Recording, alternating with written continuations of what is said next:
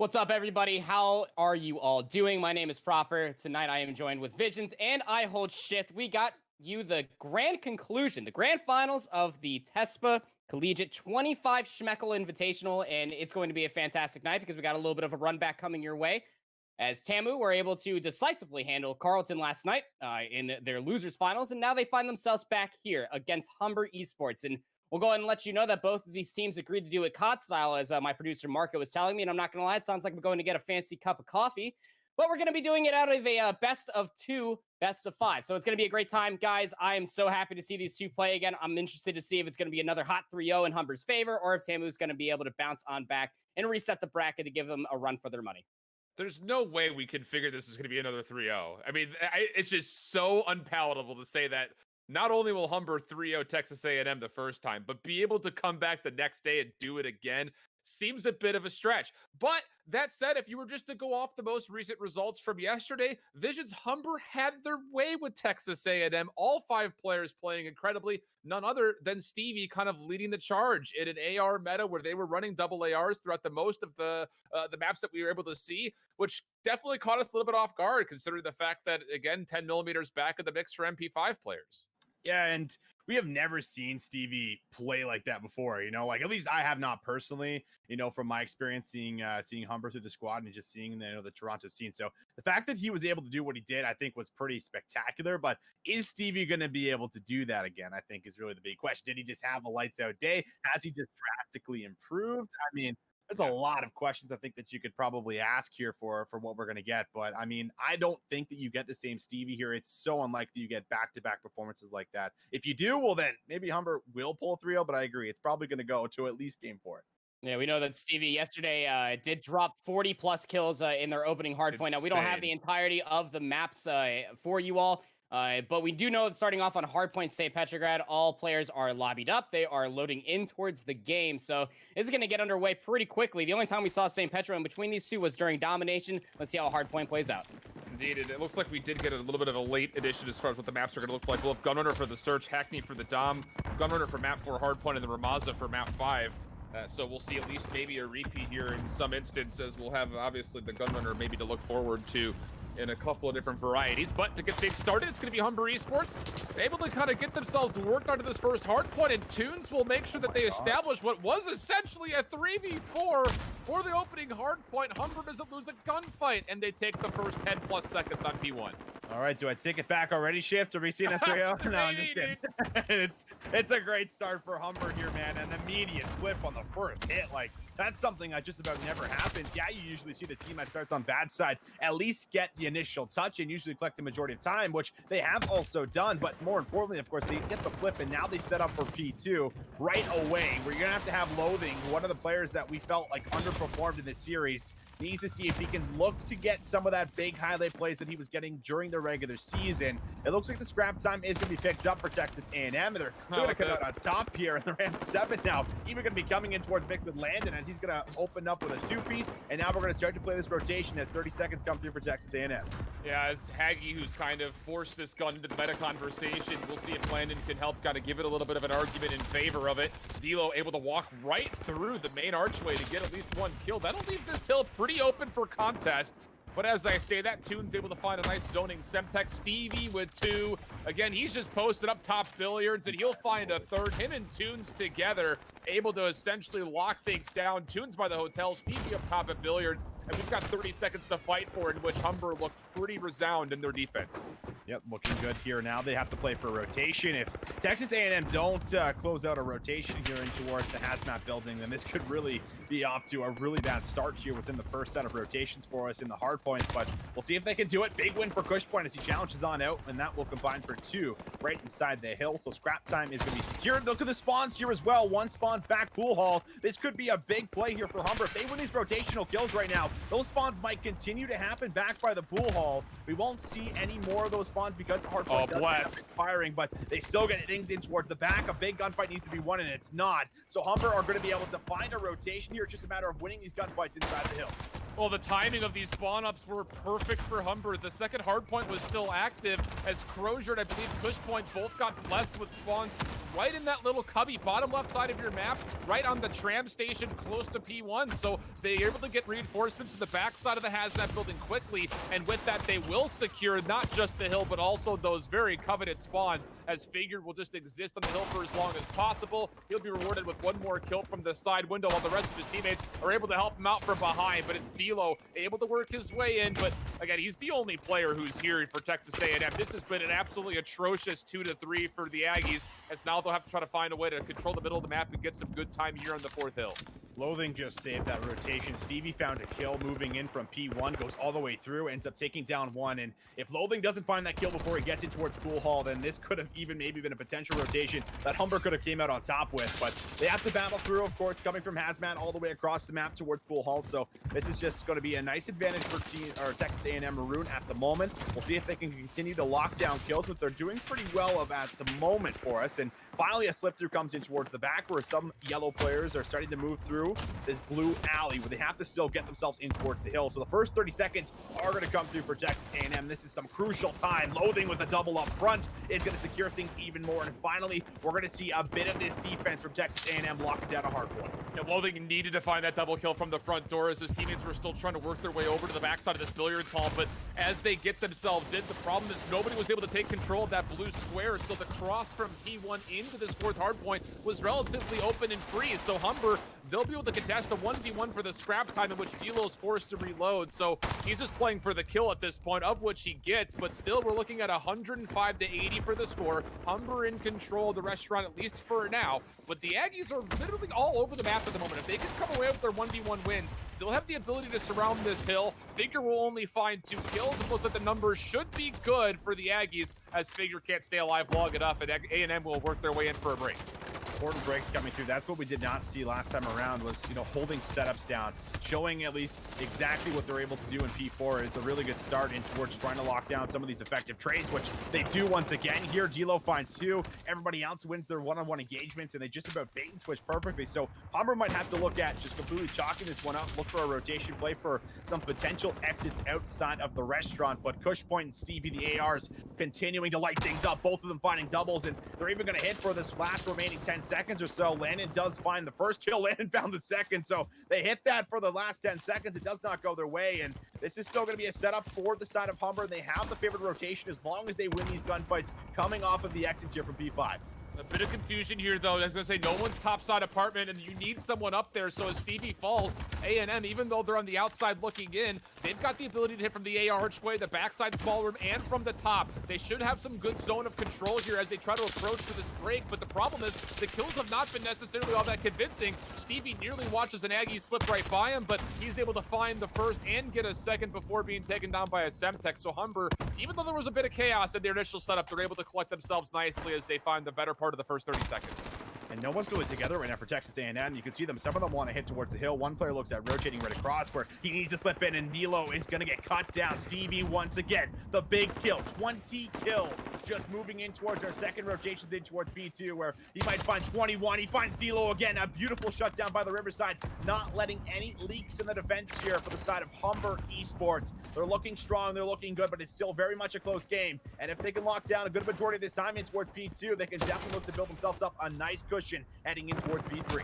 Big moment here for the Aggies as they're trying to cut right through the blue square. This is going to be their avenue for approach. Maybe you send someone down the Riverwalk, but everything is being completely focused in the middle of the map, which I 100% agree with. Trades back and forth as Landon actually finds himself on 4 straight in the midst of all of this action. Justify works his way into the front, and he'll find himself a double. The Aggies will find a way to temporarily break, but the Humber is quick off the rotation and the respawn to try to work their way in. But Justify, he'll not be shut down. There's number 4, and unfortunately, Crozier's nade will finish him off, but not before D'Lo and the rest of A&M can work their way through to make sure they hold on to this break. Texas A&M, they're setting up a lot of these great pinches in towards these hills, and it's resulted in a lot of solid breaks. We see it again in another big win here for Samir in the hill. We'll lock down this remaining scrap time, which is going to get us pretty close towards a tie game in towards this game number 1. Humber definitely being tested. Stevie still having a great performance, but you need some of your submachine guns now for the side of Humber to step it up a little bit, have more hill pressure so that you can actually lock things down. You do take a look at this setup here at the moment, and everybody on the side of Texas A&M Maroon is pushed back pretty much from restaurant and further. It's really just player number 6 that might be able to make a big play, which is going to be D'Lo, but that's going to be 4 down. So now it's all up to D'Lo. He also falls, so this is going to be probably 30 seconds easily collected before anyone even gets close to touching this hazmat hill. Tune's the last one left. He'll be taken down. Unfortunate team nade comes through, but the numbers in the Aggies' favor as they finally get their way into this hazmat building. A 3-man hit coming from the north side of the Riverwalk. It's going to be a 3-on-2 in Hill, and Stevie's already forfeiting this to go for the rotation, saying it doesn't matter what happens with these last 20 seconds. If we can just control the opening 30 or 40 on P4, we can very well win the game, but I don't know, maybe flirting with this rotation a touch too soon, as this is a lot of scrap time. It's going to allow the Aggies to work their way in and get right around the 170-point mark. And so from here, you're kind of framing up what has to happen next. A&M need to get across the middle of the map. They need to find a way to try to contest this early time on P4 as the hill opens up. Bigger looking for some cut down kills in the middle. Not gonna be able to get anything done. So this will be 3 players rotating all the way through, but Humber could actually look at closing things out on towards this hill if they can do exactly what Texas A&M did before. D'Lo's got some good positioning as he goes up top. Can he get behind enemy lines? It looks like the answer is going to be yes. He could line up a couple of kills right through the back door, contesting the hill, but he does not see the player close right. Cush Point is there with the shutdown, and now if you're the side of Texas A&M Maroon, you're going to have to almost just start piling in one by one. You might have one good chance to get together and clump in for a potential pinch, but look at Tunes. He's on a spree. He finds 4 in a row. He's closing on what could be 30 kills for himself. Another 20 seconds up and available. There has to be some contest time, and D'Lo has found a little bit of an entry here. He's trying to bob and weave and finesse here as he goes for the knife, but Cush Point takes him down with the point-blank shots. However, that's enough time to be able to contest here for Texas A&M, so we will at the very least see one more hill.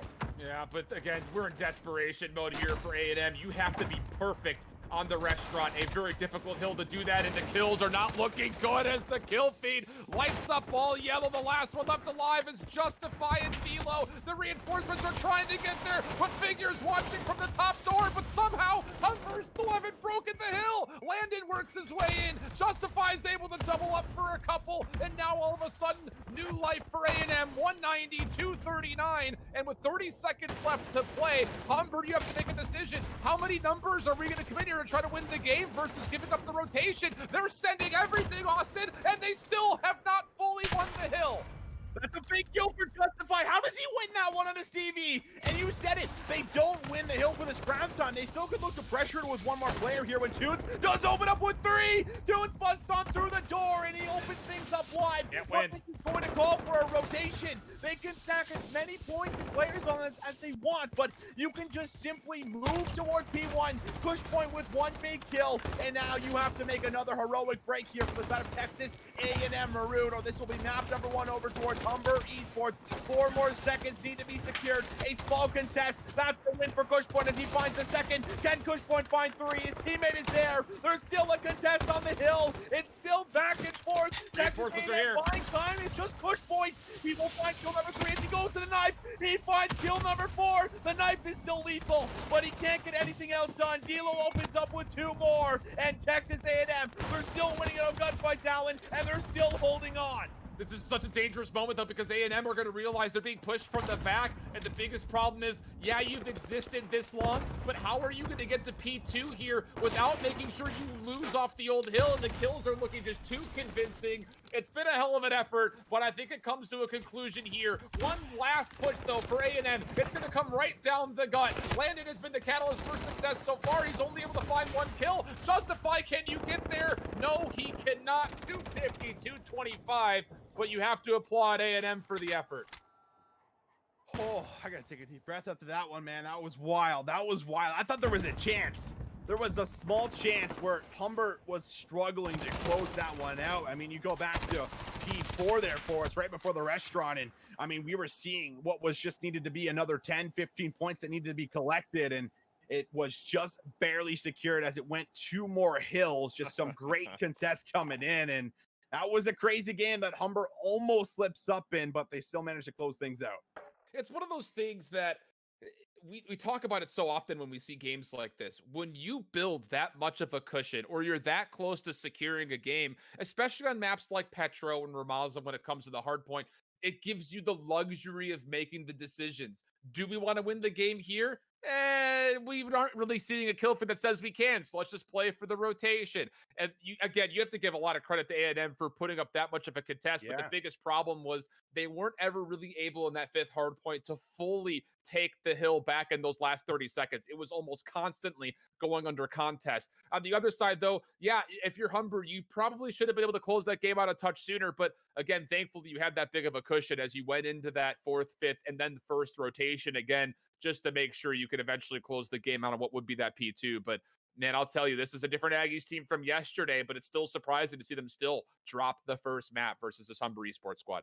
I mean, you say different Tamu squad. I mean, he got a couple different weaponry coming through. I thought that Landon was just going to open up with the Ram 7, just stuck all the way through that sucker. Went 28 and 33 with it, which, isn't the sexiest KD stat line, but they were playing their role ever so wonderfully. You highlighted that so well during that broadcast or during that cast shift. Is that Landon? I mean, regardless whether it was an M4 or Ram 7, MP5, it just sounded like they were just existing and being able to play that role quite well towards the back end of those second set of hills.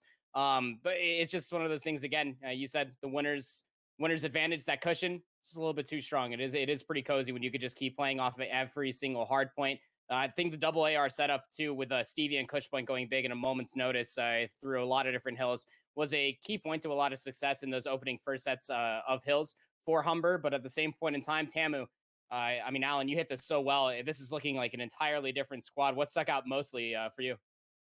I mean, for me, I think you're still seeing Stevie dominate the AR feed. Him and Cushpoint together are more than just the flash in the pan at the moment. We're seeing them absolutely dictate the pace of how this game has occurred. On the other side, Loathing did pick things up a touch, but as positive as that sounds, it's really still a net negative for A&M. They're still having a hard time keeping up in the fray when it comes down to these SMG gunfights that are determining who's taking away these hard points. And as we're going to be going to a gun runner for the search and destroy, again, my concern here is that A&M are going to have a really tough time working the middle of the map, especially on attack, where you need those SMGs to start winning their 1v1s in places like that green window, bathrooms, boiler, where you anticipate those MP5s will be coming to use. That has to be an immediate correction. You need to start seeing value out of Loathing because Humber's coming forward as a full 5-man squad. And when you've got two absolutely constricting ARs in the form of Stevie and Cushpoint, you need to find a way to open up some space for your SMGs. And sometimes the best way of doing that is just throwing them at the front line and hope you'd win your gunfights. And outside of D'Lo, we have yet to see that still from A&M in this matchup. Yeah, one thing I also will say is that Texas A&M have now showed us on 2 different occasions where they've been down by a pretty hefty lead that they've almost brought things back, which means that the fight here is still absolutely insane, which is something to kind of look up to heading in towards the rest of the series. Now, we have not seen them close out a map here against Humber so far within this tournament, but at the very least, they're still able to always bring things back. You think back to that Dom where Humber was running away with it, and we had thought it might have just been over, and they brought it all the way back towards at one point, which could have been a potential map number 4 on Texas A&M's host, right? So yeah. A couple of things that you could definitely look at, but for me, I think in particular, yeah, the ARs go big, but Tunes also went massive with 2 minutes of hill time and 11 defense, and I think you're just not seeing that same submachine gun pressure in the hill, breaking the hills, locking down the hills like you had touched on. You're just missing out on that at the moment, and that missing piece is really costing them, especially in these respawns where it just matters so much. And I think especially for Gunrunner Search and Destroy, I mean, Shift hit this point so wonderfully is that the double AR setup is ringing on through wonderfully for Humber, and I think on defense it's definitely going to open things up. Yesterday we saw a 6-3 victory in Humber's favor. That was on Arkloff Peak though, where it was a certain amount of handshakes here and there, all the way down to about the 45-second margin until we finally put ourselves in towards the site, whether we were committing past the trench or inside Grandma's house. It was just a lot of firm handshakes all around. But here on Gunrunner, I think this is going to be an opportunity for members such as Landon or D'Lo to really step up here for Texas A&M Maroon. I mean, Austin, in your case, what do you think Texas A&M Maroon has their best bet going into this map? Best bet coming in towards this one is allowing D'Lo to get himself in towards the comfort zone, and his teammates are going to have to work around that. Bait for him, let D'Lo find himself a group. He found it yesterday on this map, and he started to take over. Yes, you could argue that was Carlton, but I think that's what you need from him. And well, as I say that, that's a great opening start as he does find that first blood on towards Cushpoint. Tunes very likely here going to be able to find himself at least one, and Figure also has some great positioning who's going to lock down Washims. But you need D'Lo, I think, to go off for me this map, Alan, if they're going to be able to come away with this one. And this is a lot of space given for Humber. You saw the information gained on a Justify from the north side by the A-bomb site, but with that, they kind of still stayed a little bit maybe too far forward at the B site. as you had number 9 and Tunes was kind of the one responsible for that maybe flank. Now he's the one trying to push his way through. Gunshots will be thrown out, so he'll be figured out, but Figure wins a gunfight in the middle of the map. So now's your chance. Crozier finds himself in AR. Maybe he could use this as he's got information onto Samir. Can Tunes help around the backside? I don't think Humber has any idea where all these players are. Loathing will find one pick. Justify, who's just been existing in the back of the map, did his job by just staying alive. And now there's just not enough time here for Figure to find a pick. Samir will just head himself right behind the rock. Oh, a little bit too close for comfort there for a moment, but just not enough time for Humber to get the retake. Yeah, he buys enough time just by running behind the rock there, and just good work there, able to play the 1v1 correctly. So first nice initial round that comes through, and yesterday the problem was offense, right? And now, of course, that was a different map, but still seeing them at least find success on their very first opening round, I think is very, very important. Just from my personal standpoint from this team, and just getting a little bit aggressive, not necessarily turtling up here. Still showing us that they have some of their old Texas A&M Maroon built in towards them, like we had previously seen in the CCL season. So now we'll head over towards Humber. Figure does start off 3-0, finds a couple of big kills here, not enough to secure the round, but looking for him maybe to see if he can continue the success. Dilo with now a second first blood as he's starting to control a bit of that middle of the map here. And if you look at Humber, all 4 players are pretty much stuck behind green. That's just a unnecessary peek that comes through there for the side of Loathing, and he gives over a free kill. Luckily, Landon's going to lock down his shots on towards Figure, so still man advantage here for Texas A&M. That's such an amateur mistake right there for Loathing. It's absolutely the definition of over peeking. You've got numbers, you've got Dilo pushed up forward into green. Why are you peeking jump wall? Definitely, again, some cause for maybe concern later, depending on how this round fares out. Dilo's looking to get a little bit feisty. He finds one. Not able to get the second, and there's not going to be an opportunity for a trade, so we will go to a 2v2. Stevie with the bomb, making his way over to B. Samir will find the pick, though. So now the objective has been dropped. Cush Point last alive, and Justify has scouted him out. Decent shots, but not enough for a kill, as Samir also apparently had to back away. And with that, he will find just enough space to bait the Humber member of Cush Point in and find the kill. Now A&M up 2-0. Yeah, I mean, back-to-back rounds, Dilo opens up with the first blood, and it's that submachine gun pressure that you need on Gunrunner. It's what we saw yesterday. It's what we're seeing here again for us up against Humber Esports, where they're not necessarily putting a whole lot of pressure in towards the middle of the map here. I would expect them maybe to get a little bit aggressive, just try to change things up. I think that if you turtle a little bit too hard on defense, then we're probably just going to see another plant that goes down beside B, and it's just going to be another plant and almost Humber just searching and looking for kills here within the grass and throughout the forest area. So we'll see if that does happen to change here for Humber. It looks like they do get very aggressive, and Cush Point will find his first couple of kills. Very nicely done from him. He also pushes up and gets some positioning. So this aggressive push that I said needs to come through for Humber, it does, and now they find themselves up with a very nice man advantage. Yeah, this is a really great play, but again, you don't want to overextend. You've got the map in your favor. You've got the numbers in your favor. Don't let anyone slip through. Don't overpeak. Just play your numbers and just milk the clock for these last 60 seconds. Looks like A&M, with Dilo pushed through this middle connector area by the coal area, is going to sit there and say, hey, guys, we might have a play here today. And with the number situation, you feel like you have to commit to it in one way or the other. Dilo now with dead silence will be shrugged away, moves his way back into vent, but again, Loathing wants to move his way forward. He's committing to this call, and you've got to help him in some fashion if you're Dilo. He's the one to gain space. He's got the best lay of the land as far as who could possibly be where, and now time is an issue. If they get this bomb down, it's actually possible, but Humber are realizing this. They just need to play this very smart, look for bait and switches. Dilo would have to make a massive play, but Loathing can only really get the bomb down, and Dilo has been spotted and tagged up. An immediate defuse now, and an absolute miracle play would have to commit, and that's just not going to happen. It's a kill that comes in, but bomb should be defused here, and it is. So Humber are going to find their very first round, locking down the defensive setup. They get aggressive, where I said they weren't really controlling the middle of the map. Cush Point decides to just absolutely bum rush here. The cargo crates, challenges out, finds the double, opens up the round, and that's been the difference maker. Whoever's been opening up with these first bloods has been taking these rounds so far. And when you get that kill outside of Rock, over by the turbine, somewhere in that woods area from the defensive side, the attacking SMGs do not have the freedom to hit over towards bathroom anymore. So you've essentially made one entire side of the map safe just from winning one gunfight. And Humber does the exact right thing by pushing their advantage just a touch further, making sure they dominate and control the middle of the map a little bit more than you might anticipate just from sitting on the outside portion of the woods. So a really good correction for them here, and Figure at 5-on-1 definitely aiding in the effort to make sure that they're staying on top of the slaying power, even though they found themselves down the opening 2 rounds. This time through a lot of grenades being tossed out early, as it looks to be a hit potentially towards B for Humber, but I don't know, maybe one of those smokes maybe got ate up by a trophy system, so you're going to have to try to find a way to brute force your way over, and how about that? Crozier just walks right on top of the bomb site to get it down. First blood for Humber. We'll see if they clutch it around like the trend has been. Samir is close.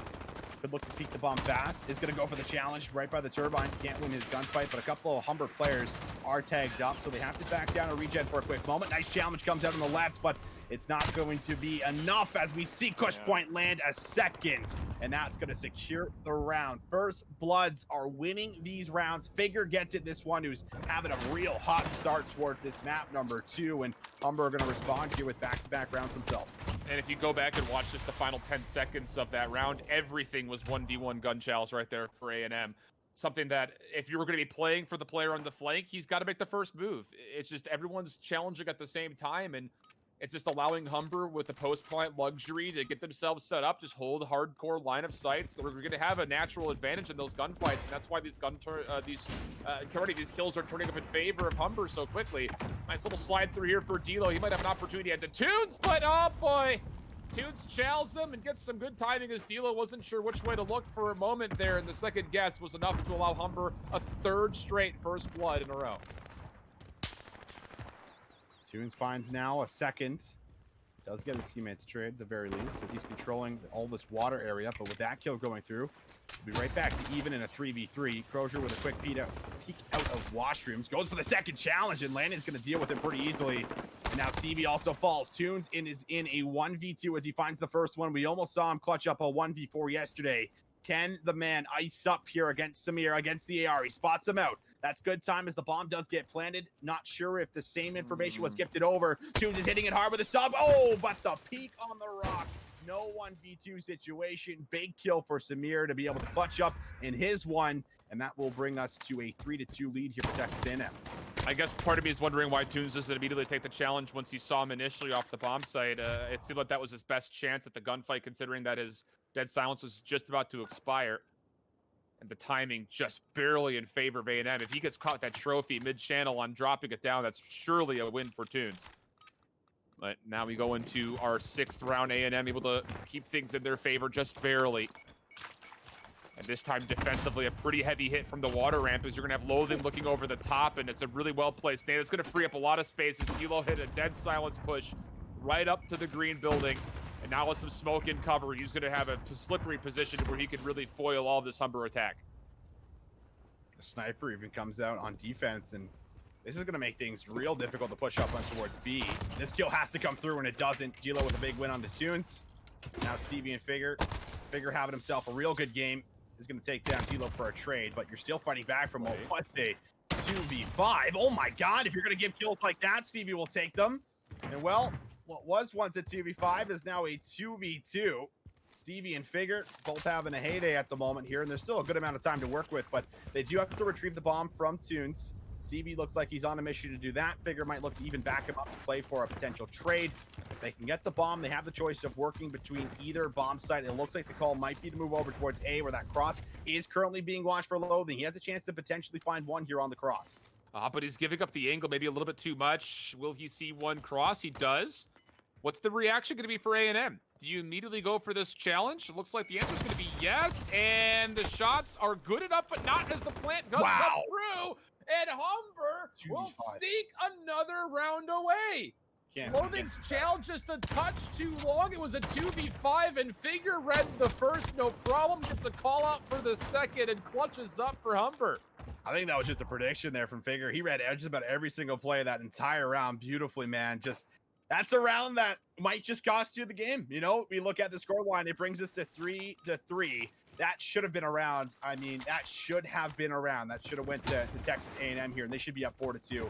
They just get a little bit too aggressive. They don't find trades, and everything is read perfectly on every other peak and challenge there for the side of Stevie and Figure. Big plays from them. Figure on 10 kills. This is like a Cellium game here on Gunrunner, search and destroy at the moment, and we're only map 2 in, but There is a little bit of a light here at the end of the tunnel for the side of Texas A&M. They do open up with another first blood thanks to Landon, and now they're going to work for a bomb plant. But that kill's not going to really amount to too much because you still have Crozier who's sitting in Boiler currently, and he might have an opportunity to find D-Lo for free as Cushpoint essentially cherry picks the outside of the bomb site. He'll find one, slides and gets a second, landed for the trade, but here comes that gunfight in the middle of the map. Crozier's able to find one. He's going to have some support for Figure, and now all of a sudden a 3v2. Information on Justify. The trade is there for Figure, but where has Landon gone?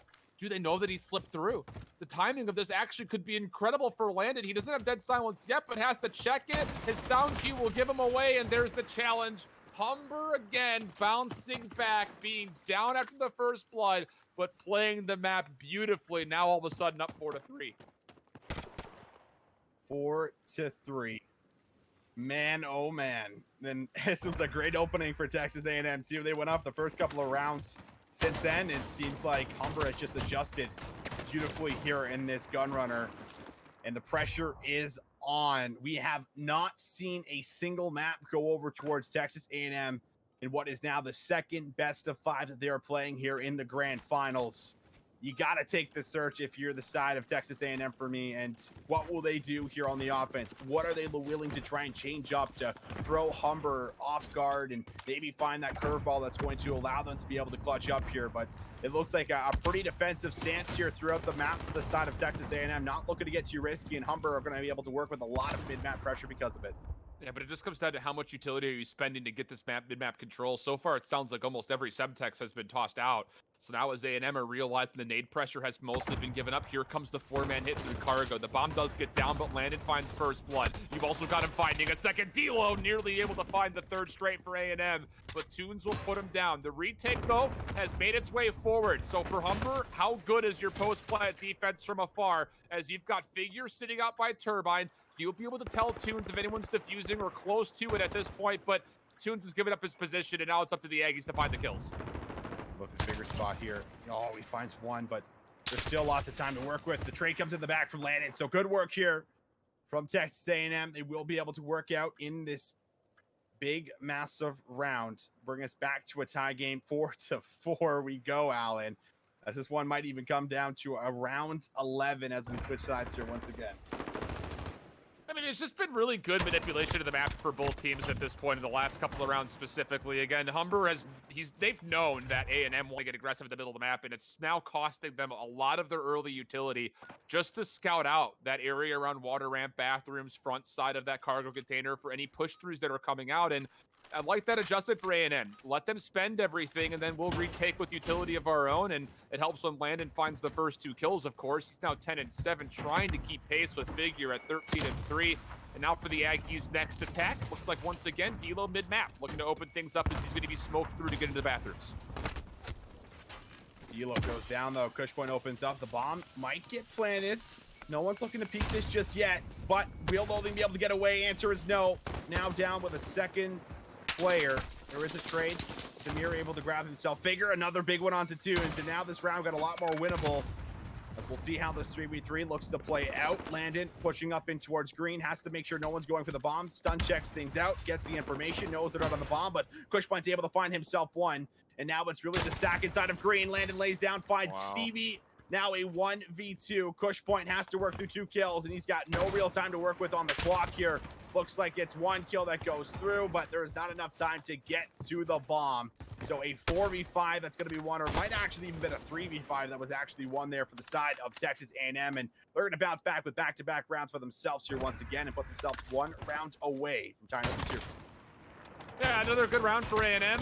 Comes to the backhand of another good first blood through and through the middle of the map.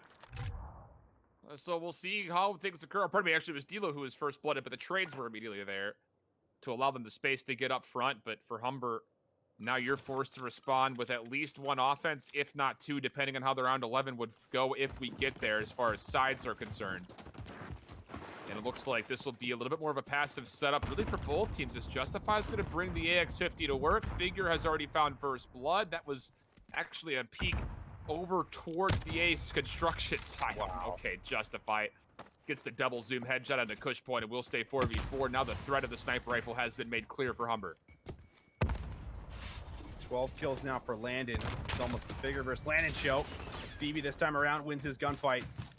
So man advantage for Humber. How are they going to play off of this kill? They can look to get themselves in towards B. There's a couple of stacked members, but this flank play that might come in could be very easily picked up. Loathing, will he check this corner when he decides to push on through?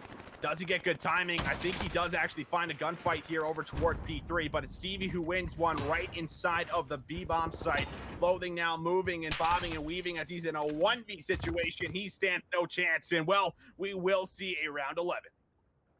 I'm just interested to see who gets what side at this point. You know, the AX50, it brings a little bit of newness to this this map, but I can't imagine we'll see it again here in round 11, depending on what the sides are. And I think from here on out, A&M, they have lost some pretty considerable control in the middle of the map. They've been countered very nicely, especially on the defense from Humber, and they're going to be forced to try to deal with this because they get the offense for round 11. Humber has been good at controlling the middle of the map, not allowing too much space for the Aggies to push through. Maybe you're giving up a bit of space, but you're not allowing them to get into your backline. That's the most important thing, and as first blood comes through for Figure, look at the middle of the map. A lot of yellow arrows already postured in position, but D'Lo somehow takes down both members of Humber Esports in the boiler room, and now it's a 4v2 for A&M to close out. Stevie had an angle, but it was read by Samir just down to Kush point for the 1v4. He finds one, but nothing beyond it. A&M win the round 11, and we'll go one map apiece into the map number 3. One map apiece, but boy, oh boy, Alan, does it really go the distance here for us? And a big clutch factor. Finally, we see Texas A&M actually close out a map here, and that has got to be so important for this team as a whole, where they have just been completely beat. But you look at that performance from Figure, who puts up 15 kills, and I mean, that's got to be a tough pill to swallow. Even Cushpoint putting up a good amount of numbers here with the 10 bomb, but everybody on the side of Texas A&M, they win those big gunfights in the end. They clutch up, and they're going to be able to bring us to a 1-1 series count. And you almost have to think that we would have probably been looking at a whole different Gunrunner Search and Destroy had Humber on defense just really cared about the middle of the map. Well, it only took him about, what was it, like 3 rounds. Crazy stuff, that Gunner, I'm telling you. I mean, every time I'm sitting there, doesn't matter to the game mode, I'm just sitting there looking deadbeat at the boiler, right where P1 spawns. I'm like, hey, what are you going to control this?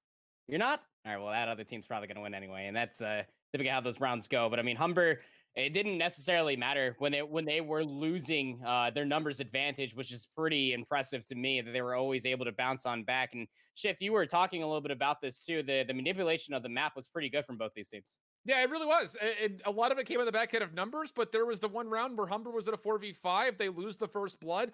But like you had mentioned, because they had a player that was stuck in boiler, you don't have to worry about the A flank. You don't have to worry about mid-map pressure. You're going to hear all of that from that player that's there. So they make the right read. They make the right adjustments. They set themselves up accordingly for the 4v5 towards the B bomb site, and they win their gunfights beyond that. So it's definitely showcasing another level of understanding to search and destroy than what we normally would associate with a lot of the collegiate teams that, you know, through the regular season and even through playoffs may not have the best of practice. It showcases that there's been some good rehearsal here, and the communication is obviously well fleshed out for both squads. The thing that I'm still a little bit peeved about and still irks me is just the amount of overchalls that we see. And that's probably, I would say, if you were to compare an amateur style game, whether it's top collegiate, top amateurs, to pro level games, you don't see that. How many times in Search and Destroy does someone just get one kill? Even if they're full HP, they'll just completely back away. Getting a kill and holding your life for a numbers advantage is more important than anything else in Search and Destroy since we swapped to 5v5. And there's still a bit of lack of understanding for both of our squads when it comes to that.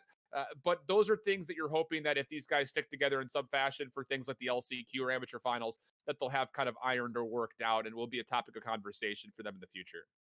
I also think the first half of the game was dictated off the first bloods for either team, right? That's very true too. drastically changed there for us in the second half, where I think there was just some good adaptations brought up for Texas A&M. You had hit on it where you said they were holding a lot of their Semtexes for retakes in towards the B site, which worked out in a couple of those defensive rounds. Also, Justified decided to get a little bit spicy, rock the AX50 there for himself, opened up with a couple of kills, and I think that just, you know, played in towards the fact of, well, if you're going to work for some picks, we're going to work for some picks too, and that's what the back end of this game almost almost came down to. But in the end, Texas A&M, really, I think it's the clutch factor. D'Lo also opens up with 2 massive kills, right? He doesn't find that double, and Figure finds that trade. Well, maybe it's a totally different game because Figure played lights out. I mean, the kid dropped an absolute crazy bomb on towards that map number 2, but it's not enough to bring Humber all the way in. But that trade goes a different way, then maybe that round 11 goes a totally different way as well. So big play from D'Lo to get the job done.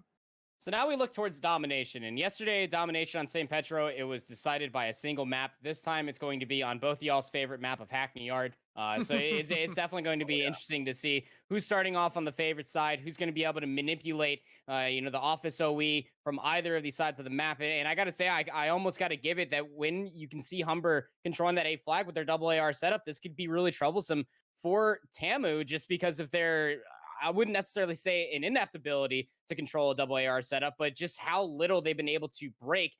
Take yesterday's Hardpoint and even today as well.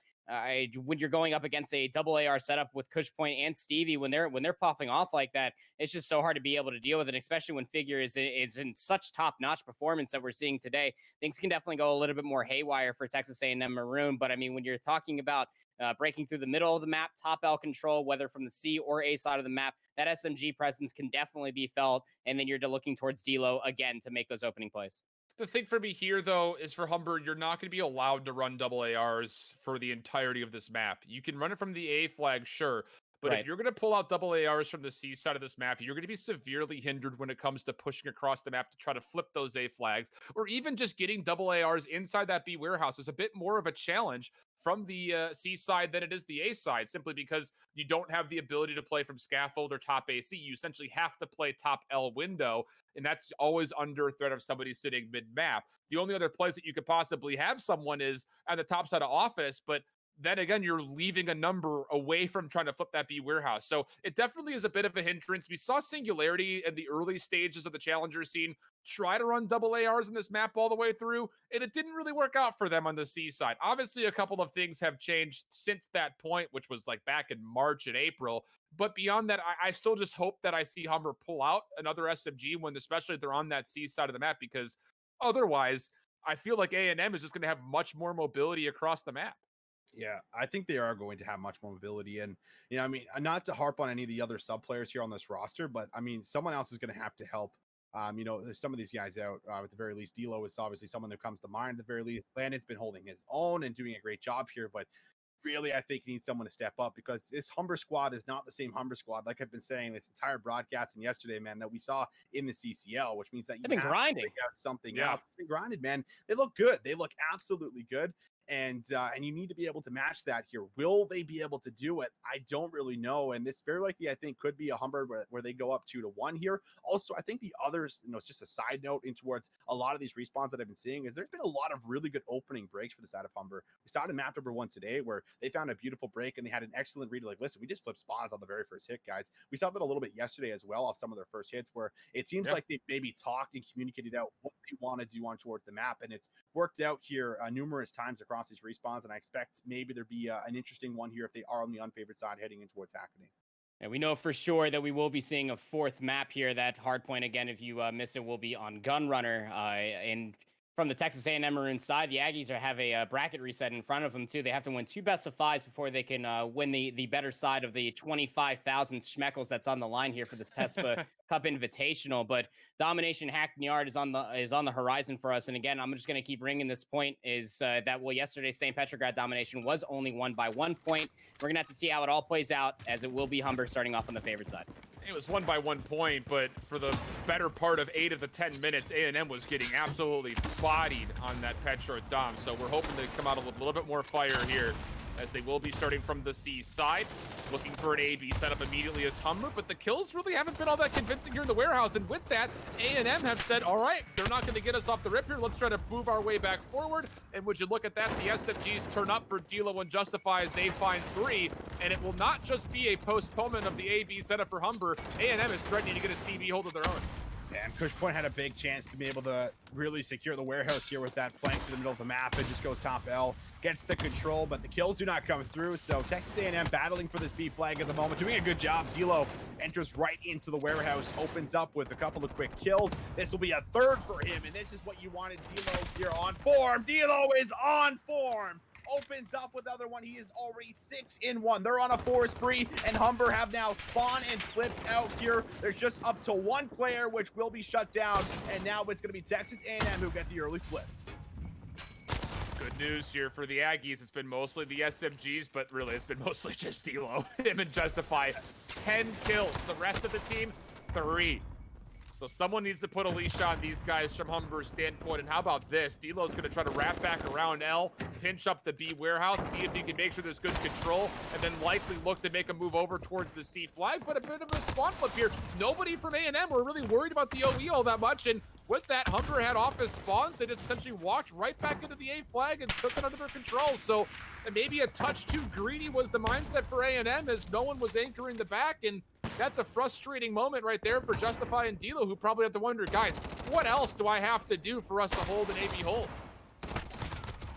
Certainly a back and forth we go, but there has been no real control in towards the warehouse so far for Humber. And Landon is still looking to get something going here. The Ram 7 are going to be able to grab 1, where Stevie is going to shut him down from range. But can they get their subs now in towards the mix? With the back end of a Semtex also following in. That's good. The trade onto D'Lo is there, but D'Lo manages to find 2. Those are a couple of the sub players as well. So this is going to hinder the push from Humber. They have to wait. Everybody goes down. Landon, Loathing, they win their one-on-ones. The trades come through, but there's been no real warehouse control still here. This has just been a perfect flood here. Once again, as Justify grabs a beautiful 3-piece, and they clear all the ticks on top of B. And Humber are going to have to rethink their strategy on how they're looking to break this warehouse.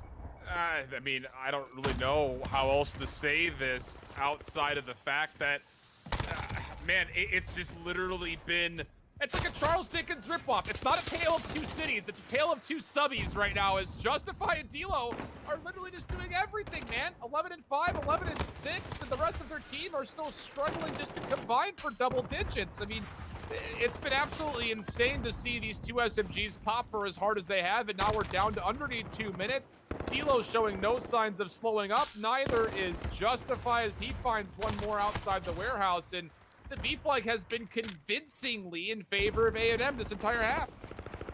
And then we flip back again here just to make matters a little bit worse. So we always talk about, if you're going into the good side of the map, typically you want to have a good cushion, where that is just non-existent right now for the side of Humber. I mean, they're down more than 20 points here, where we could even start to see some neutral plays over towards C, as we're going to have everybody from Humber try to flood their way right towards the warehouse. That's finally a good opening, but guess who's still up? It's D'Lo, who is going to finally get traded out. So with that being said, there's only 1 more player who can make a wave happen. That will be a shutdown. Cushpoint able to grab the double.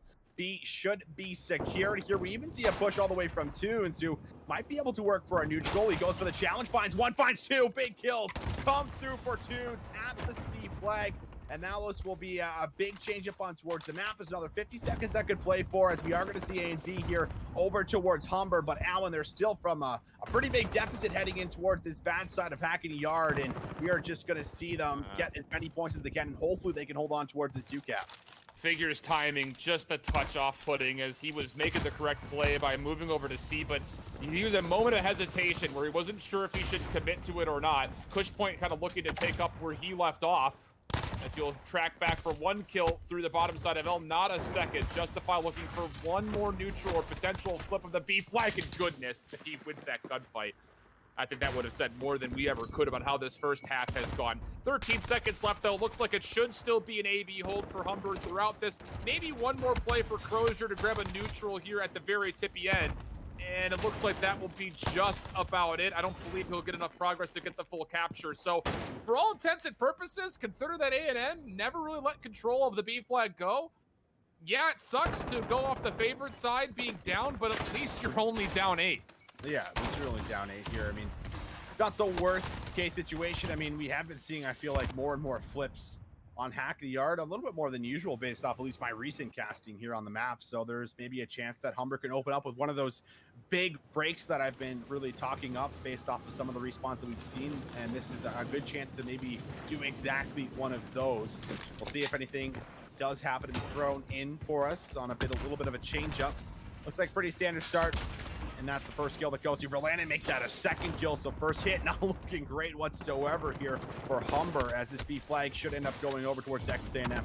Yeah, looking that way, at least initially. Landed again, trying to again influence the potential quote-unquote meta, as this This Ram has been doing some work. It hasn't been convincing enough for me to say that it's going to influence things too much, but it definitely is serving a purpose. And as A&M continue to hold on to this B warehouse, Humber is actually just looking to full flood through the middle and from the L side of this Hardpoint to get into the warehouse. And the numbers are even for this fight. Justify able to stay alive. That's a trade that needs to come through sooner, and it looks like Humber will be left on the outside looking in from the warehouse. Players stomp L2. It finds the first big kill, but you have to try and find one bottom L, one on this nasty heady. Justify gives it up at the wrong time, potentially, as they think that there might be a play happening through the middle of the map, and they are reading things pretty correctly as they do find that first kill. But everybody else now from Humber Esports looking to rally together. Bottom L, seeing if they can work through a bait and switch. The smoke is down, and now this is their opportunity to push on in. But D'Lo will shut down the first one. Crozier with one, Justify with two, and now the knife right to Tunes, right in the face, will take him down and takes him out of the picture. So this has just been a fantastic hold for Texas A&M as they're starting to run away with a bit of a lead. Yeah, this has not been good for Humber, and I cannot sit here and watch a yellow flood to bottom L much more longer without losing my top. Someone has to hit the OE. You can't keep full 5-man flooding this. There's just too many angles in which A&M can lock you down. Specifically, this corner that D'Lo is in has been relatively unchecked every single time. He's not able to get a kill this time around, but A&M able to, again, work the middle of the map. So if they can just work their way up top here, they should find a way to come and clear the hill up. And even though the flag gets neutral, they never lose possession. And what a time for this play. Number 7 is Justified. He's going to streak across the OE, clear the angle, and look for a neutral on C as the math is starting to really favor A&M. Stevie's got to go big here, man. And, well, this opens up for B as well as a big one-on-one on C right now. There's a lot of key gunfights for Humber that need to all swing their way, essentially. And that is a gunfight that should go over. No, it does not. It's going to be a massive kill there by, I believe, Justify. He's able to shut down Figure. Stevie is still in the back, but he's got to battle out his one-on-one. And, I mean, sooner or later, you're forced to kind of make a play here. He finds him up close, takes him down, but there's still one more. He switches over towards the sub, so he's got a little bit more room to play with. But this needs to be a dedicated hit towards Humber because Humber doesn't really have a flag right now. I mean, you're playing for A, but this kill from D'Lo is massive as he might find two. The trade is good, so we might see a flip that happens as C is going to get neutralized, but Humber has no real control of one side of the map, so they're really playing up in the air as they move to about every single flag. Here's the trouble with Hackney Yard on Domination. When you get a triple cap, you are under a threat of potentially being triple capped yourself. It just comes down to, do you win your 1v1s? And the answer was not a convincing yes for Humber. So yes, they do get the flip of the A flag, but they weren't able to maintain possession of B or the C neutral that they had earlier. And now a 106 to 145, 140 to play, and you're going to need a double cap now, a neutral soon, and a triple cap probably shortly after if you want to have a chance here if you're Humber Esports. Pushpoint finds the first one. It's been the warehouse, so that's been the problem, especially from this inside. I mean, on the very first side, of course, we didn't really see them get anything going for themselves. Crozier going to make a neutralization play over towards C where he shouldn't have to worry about a one-on-one, but this might just be a push through, I think, for Texas A&M where they could look to gun it right towards the A flag. Pushpoint is trying to take the B flag all by himself, and there is maybe a chance for a triple cap, but that C gunfight does not go over. That would have maybe made this possible, but no. Only a minute left to play. No longer going to be able to really do anything here, and I think this is just a fantastic hold for Texas A&M, just specifically inside of the warehouse control from the favorite side and from the unfavored side. It's one of those things that, you know, you could see Pushpoint with an AR in the feed, Stevie with an AR in the feed. But take a look at the kill totals. You've got Crozier only at 12 and 24 with only 4 captures, and I say only simply because he's the second highest captured flag person on their team, and that's just not a good enough tally, as you've got 3 members at 6 caps for Texas A&M. You've also got 4 members over 20 kills. D'Lo and Justify never slowed down, but the good news for A&M was that Landon and Samir absolutely picked things up in the second half as the Ram 7 has been doing some work for Landon as he approaches the 30 kill total. 15 seconds, of course, everyone's already left the lobby. So we'll write this one down as what will be, well, I guess we'll see. You'll still see the game end for some reason here, but it's definitely an impressive bounce back for A&M, not only in their search, but also to see them kind of recuperate in that domination specifically. I think you hit this point just so well before the map even started, right? Got a double AR setup, can hold it on A. What happens when you're on that C side? You gonna hold on to those double ARs? And Humber were just like, yes, I hold shift. I absolutely will hold on to those ARs. And I don't it like doesn't it. work. It doesn't work. It doesn't work. How are you? I was actually almost over here too. I had to retie up my bun because I blew a gasket. Just watching how many times that we were going to end up trying to flood in through bottom L, just trying to flip out warehouse before we actually going to try to look for some min map pressure. Maybe try to work that OE. I don't know. I was getting shades of singularity on Arklov Peak there for how many times we can try that.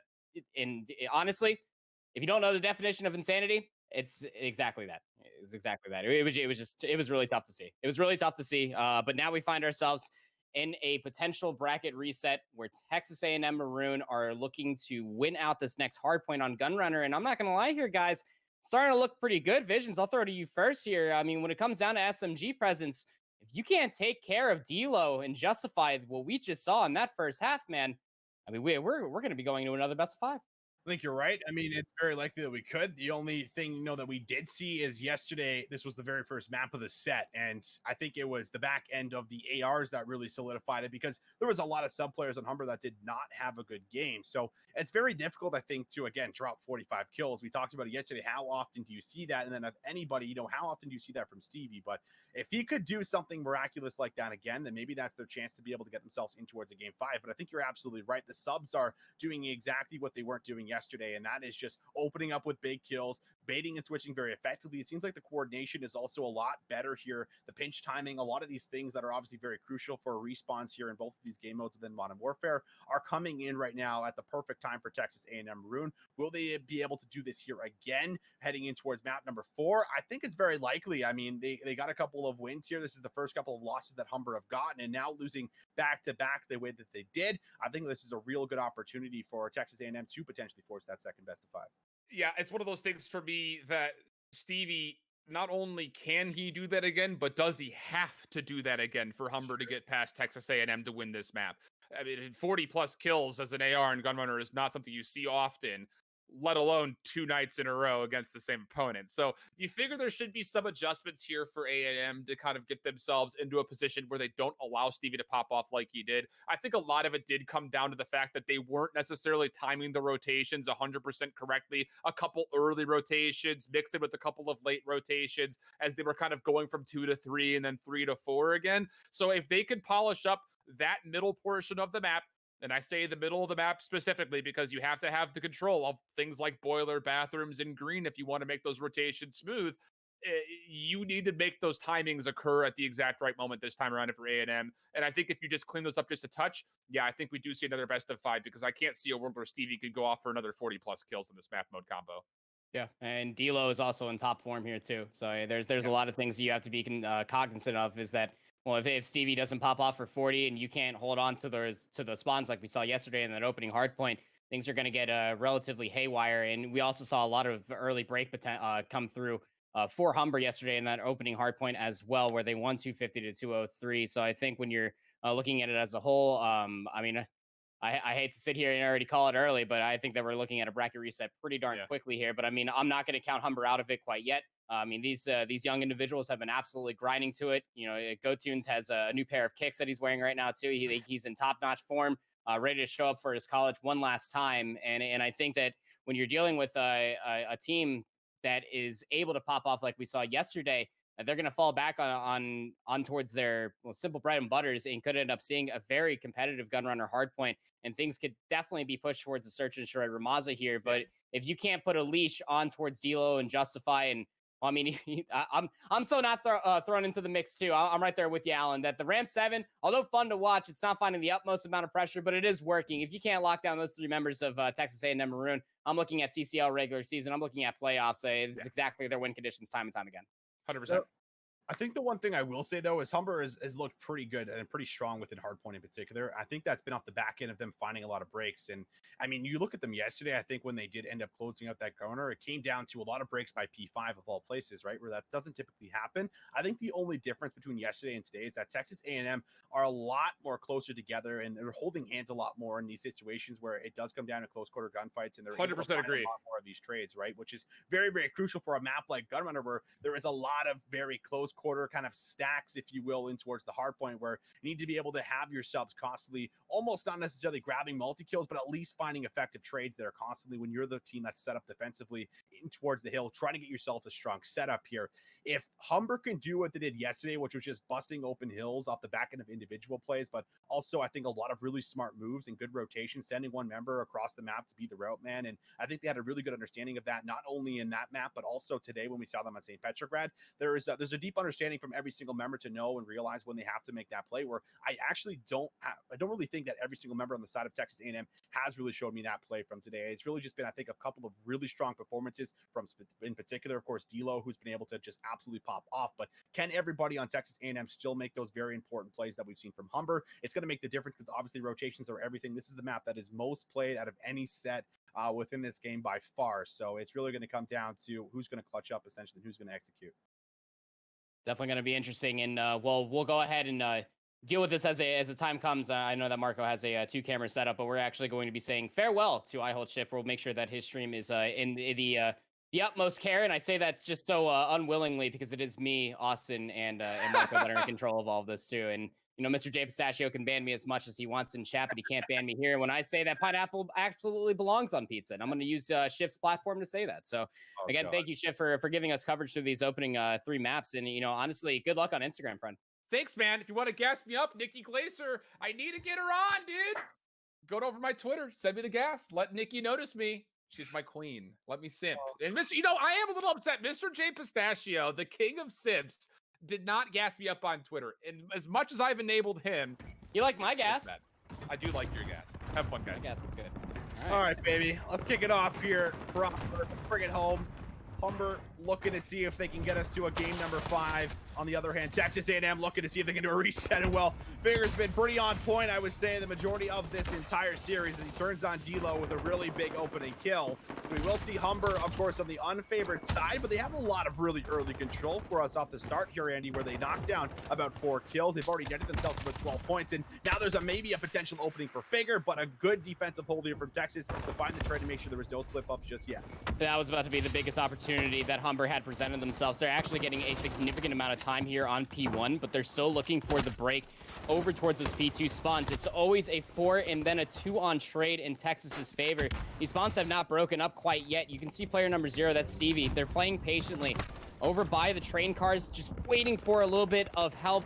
It was Tunes that was right behind them on the south side of the munitions depot, but it's just not going to be enough. Good 3 kills there from Texas A&M. Loathing actually finds a team kill onto Landon, but this opening 50 seconds is really good for Humber. They're going to be looking to break into P2 here once they got their numbers. Oh, it's fantastic, and that's an unfortunate teammate. I don't think it's going to result a whole lot, but one player that was early set up here, a little bit pushed forward, not going to be able to maybe take advantage of that position that was just gifted to him, but we'll see Samir on the right side of the map locking things down. Humber with the first push, not looking great off the back end of D'Lo, finding a couple of kills, working this top area in P2, where Humber now going to try their second attempt to break in. Stevie up top, looking for the gunfight. The kill is good there for Samir. Everyone being shut down, and there is just really no gaps here in the defense once again for Texas A&M, really tightening up a lot of their holds in these hard points. They're setting up a pinch where Loathing maybe could have been able to find an opening too, but Humber is fighting for the scrap time, and Texas A&M's like, all right, absolutely, Humber, you can take the scrap time if you'd like. We grabbed 40 seconds. We have the early rotation, and we're going to be ahead of you on the ball here once again. Yeah, and again, what you're seeing here, Gunrunner Hardpoint, is the break potential for Humber. They do fight for the last bit of the scrap time, and that's going to be good for them again. 50 seconds garnered on P1. It's almost, I'm not going to even say almost, it is unheard of here on Gunrunner Hardpoint. Normally, it is just kept so scrappy, but Humber find themselves at a distinct lead. Yes, Texas A&M do find themselves behind the warehouse for the spawns. They will get the initial time on towards P3, but the hit is coming through coal mines. The pinch was there for a solid second from Kush right outside green, and this contested time is continuously amazing for Humber because it allows players like Figure to put themselves on this heady over by this coal mine. Is going to be able to garner themselves a lot of good contested time continuously in Texas A&M, and they have no choice. They got to keep flooding in here. They need the time now more than ever. They need the time, and they might just get rewarded with it. They are still in control of the lead off their back end of 51 points on P1 of all hills. And that's something actually that we saw from Texas A&M from the majority of yesterday, where they're controlling P1 pretty well. And this is a push through that could come in for Humber. The spawns are still in the back. Figure is on a tear as he finds 3 in a row. He's still finding a lot of aggressive movement with the dead silence as he pushes his way all the way towards the back. A player pops out right in front of him. It's going to be Zelo, and now it's going to be the trade there. Justify able to sniff him out, take him down, make sure there is no flips on the map, but everybody pretty far pushed back at the moment by P5. This has already been 20 seconds given over towards Humber, and now the first hit for the side of Texas A&M is finally about to come through. Finally starting about to come through. This is kind of the opposite end of what we saw from that opening 50-50. A lot of time garnered here on P4 for Humber. They're still looking to break towards the spawns of P5. Crozier's actually in a really good spot that they could really be a thorn in the side for Texas A&M. They turn back, they try to go help out, but they get absolutely smoked. Justify Semtex will find 2 of their own teammates plus Stevie. That's not going to help out by any means, but Humber's still not in a prime spot to where they can try to break in towards P5. But look at the time difference going in towards this 5th and final hill on the first set. Austin, it is just such an insurmountable lead that Humber finds himself on, and if it's anything like yesterday, expect for a tail end break to come through in Humber's favor.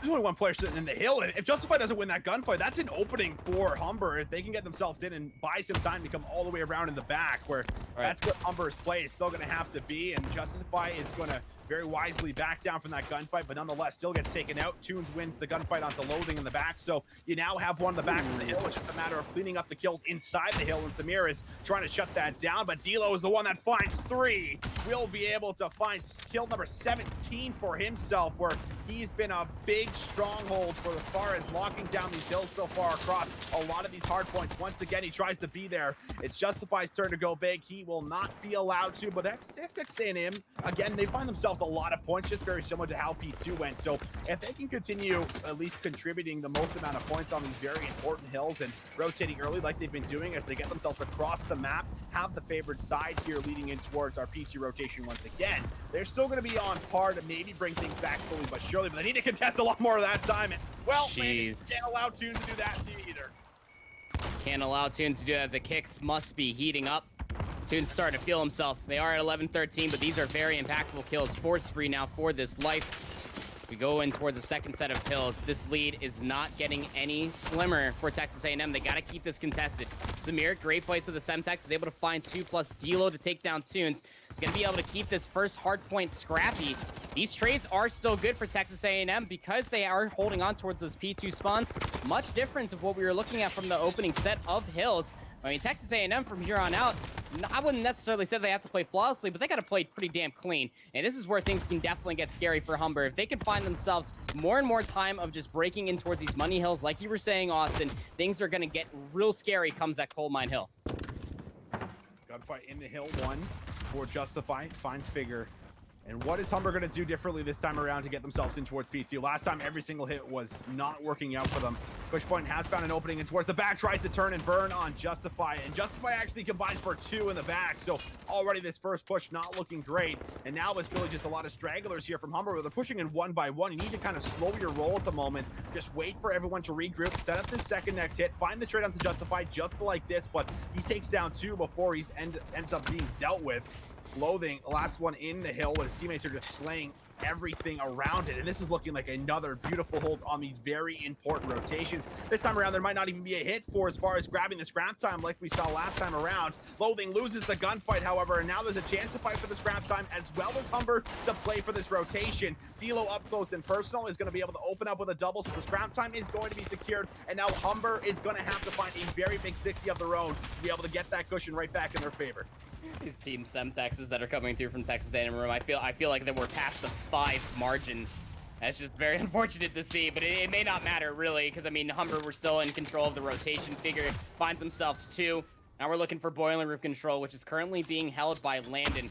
But this heady that Cushpoint is holding right over top of, might end up shutting everything down. It's a full-on boiler room push through the coal mines for Texas A&M Maroon, which you also have to worry about Samir. And you can see Figure was already right there scouting it, but the 4-player rush comes straight through the coal mines, and it's gonna find themselves a break. Texas A&M, they're just about 30 points shy of this lead, and you go back towards the entrance towards P2. This is looking entirely different. The Texas A&M Maroon are finally taking control of the map, but you can't count Humber out quite yet.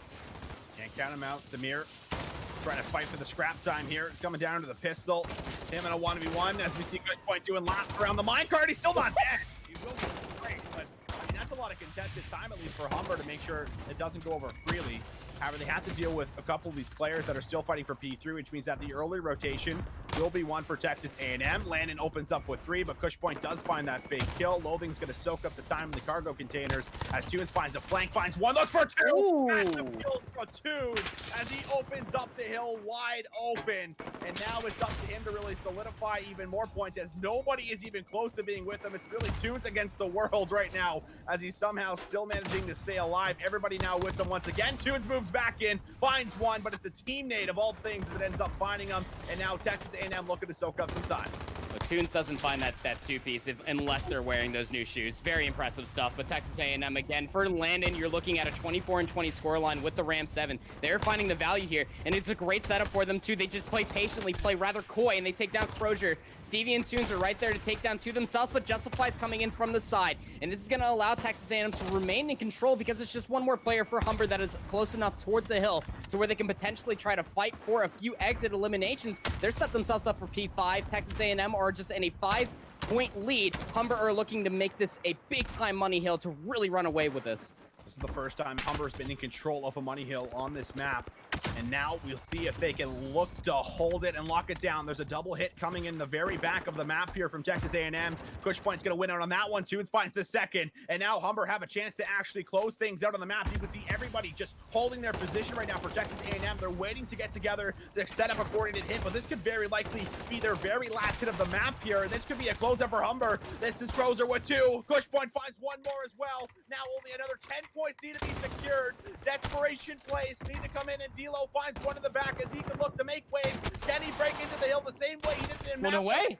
He is going to be denied, but it's going to be Loathing who opens up with 2 more. So the break is going to be there for Texas A&M Maroon. They will see another hill for the very least, but proper. They're going to have to try and stop 4 points from going through on this P1 hill. It's not going to be easy, but Landon, crucial one-on-one. Landon YY's the reset of the reload, is able to go back from 2 after finding themselves fully reloaded, but still, the kills are there. The winners or the leader's advantage, that comfort zone, is just too strong to bear. Almost a resemblance of that Hardpoint on St. Petrograd. 250 to 220. Humber will be able to close things out, sending us to a map 5. Oh man, Andy, every single time I see this Texas A&M Maroon squad like have to make a heroic play, they do it at the last possible minute, and they give me hope to maybe send us to what could be 1 more hill and a closeout, but not the case. Nobody from Humber, really taking over that game. That just came down to, I think, just teamwork, a lot of good trades. Tunes did have a lot of big openings, especially by, that P4 hill where he was able to really just him against the world, found a couple of big kills on the flank from washrooms and held things down long enough for his team to get all the way there, which set up for great positioning, as if you saw that kill go through, then they were going to be able to push up and lock things down, get on top of the crates, all of those things. So big play from there to be able to kind of allow them to get towards the point where they could close things out in the remaining couple of hard points. But Andy, either way, we're going to a map number 5, baby. Texas A&M Maroon are looking for an entire bracket reset here for another best of 5. And for how these two teams have been playing out here in this championship, this is definitely looking like it could go about a solid 10 maps. I'm not going to lie. It is just so damn close. Texas A&M Maroon, they are showing up here in full force. You got Landon just going absolutely silly mode with that Ram 7. And then you also have Justify and D-Lo doing their damage with those MP5s, causing so much of a ruckus up in the face. But when it comes up to this Ramaza search and destroy, Austin, I get a little bit of quakes in my knees that we're starting to look like a closer Arkloff peak. I mean, if you wait too long and the hesitation is going to play against you, and you're just waiting for the prime opportunity for those rotations, whether you're looking at the initial hit over towards B, over towards A, it didn't exactly play in Tamu's favor yesterday. Humber Esports, on the other hand, were pretty damn decisive with how they wanted to push over towards their sites. They were decisive, and This is an interesting map for me because I know on both sides you have a lot of great openers, right? Which I kind of makes or breaks for Maz at the very end of the day. Like if you're the team that's going to be able to kind of open up those first bloods, very similar to how we saw Gunrunner really play out and come together for us. Usually the team that's going to be able to dictate at least the pacing and the breakthroughs in towards some of these very difficult sites to be able to break, right? It's not easy to get a plant down either one without completely controlling the site. So you have to dedicate a lot of resources to do that. And First Blood usually makes a difference in being able to come out with that successful play. I do feel like, D'Lo had a crazy, game number 2. And that was really, I think, one of the main reasons, at least for me, to be able to bring things back, as well as Landon, who dropped, I think it was at least 12 or 13 kills on his part. So still contributing quite a lot to the table. But it was D'Lo who found that double in the round 11. It was him that was opening up with First Bloods in a couple of first rounds. And I think you need that exact same D'Lo from him. You need the exact same Landon, and we'll see if that's going to be enough to really bring things home. But this Humber squad have looked pretty good in Search and Destroy for the most part. And I mean, we're going to see them on a totally different map to see if they can continue to hold that trend strong. Oh man, 15 kills came out from Figure just in a map loss for that Search and Destroy. Absolutely insanity. Eyes in the back of their head, the spidey senses were tingling through a lot of different parts of that for that specific player. But I mean, you talk about the openings here on Ramaza and just, to really open up this like a can of tuna. It all comes down to the defense and the offense. Are we going to end up seeing just the full-on hit through the bottom side of Cafe, or are we going to see both teams go for the firm handshake and just kind of play the patient game like we know Search and Destroy typically to be played out now? And when we saw it from the CDL in the previous weekend, and it's furthermore adapting to, instead of just going for just straight bombardment hits, you're looking at more just the patient game, just baiting out opportunities for offense or defense to find themselves on the numbers advantage. And then it also kind of looms in the distance for the sniper rifle to be coming out to play. We haven't really seen it much from Humber Esports, but we have been seeing Justify pull it out in a lot of cheeky areas of the map. We saw it a lot on that Gunrunner Search and Destroy. And I know Ramaza Search and Destroy, as much as I love my scopes and as much as I love my HDRs and AX50s, it's not necessarily always the map mode combo to really be pulling out the sniper rifle, but I can't count Justify out just for how explosive that player has been able to find those picks at a moment's notice, either with the sniper rifle or with the SMG. And when you have presence like that on the map, there's a lot of tricks up the sleeves that Texas A&M Maroon could be playing with here. One thing I will say here, Andy, is it might be a really bold prediction, but I think that it's actually necessary for Humber to close with the series here if they're going to win this grand finals. And I think that's a good point. I say that's from experience of seeing these guys' faces after losses on land.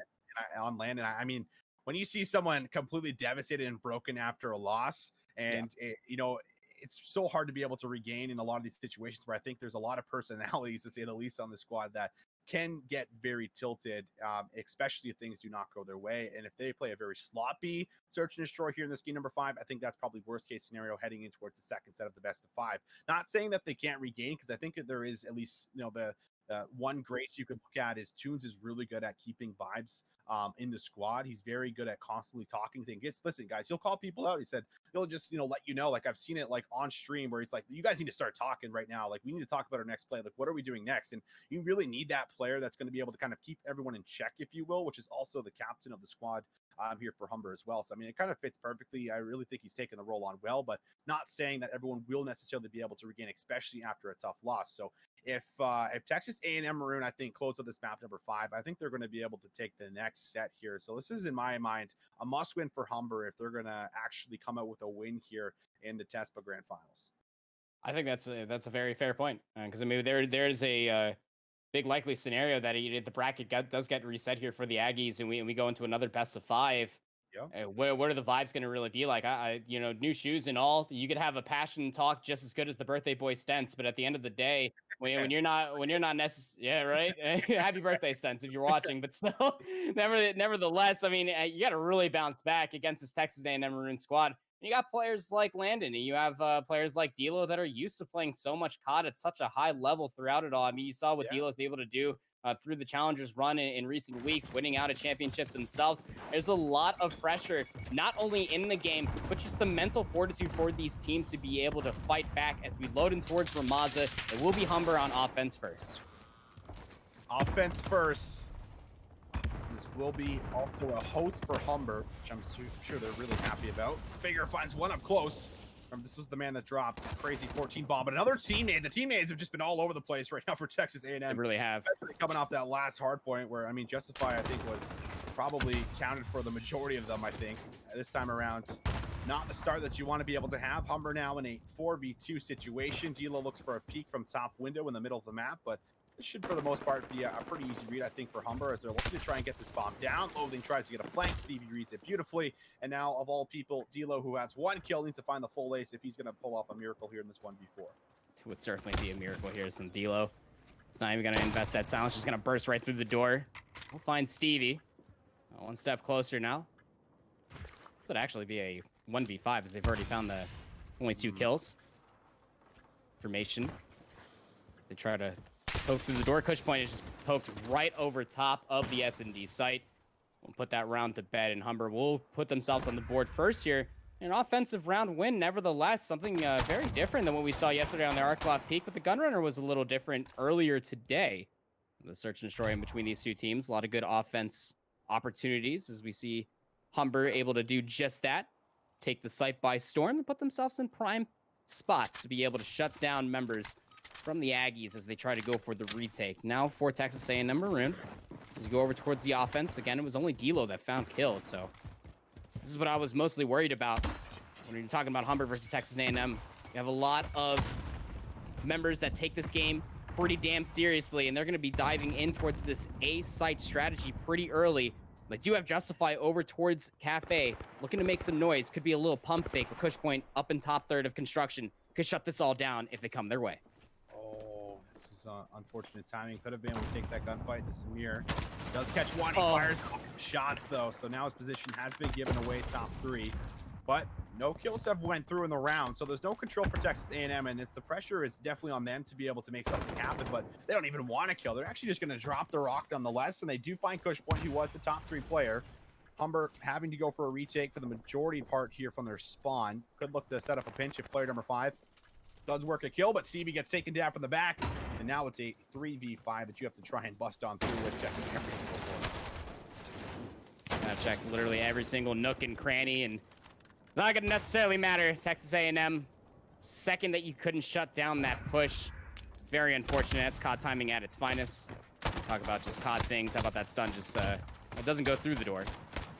Justify, but, you know, the MP5 shots will be able to do just that. But, you know, nevertheless, this is a great take of the construction site for Texas A&M. And you can call it what you will. I'll go ahead and just sit here and ring it on home that it's just, you know, unfortunate timing.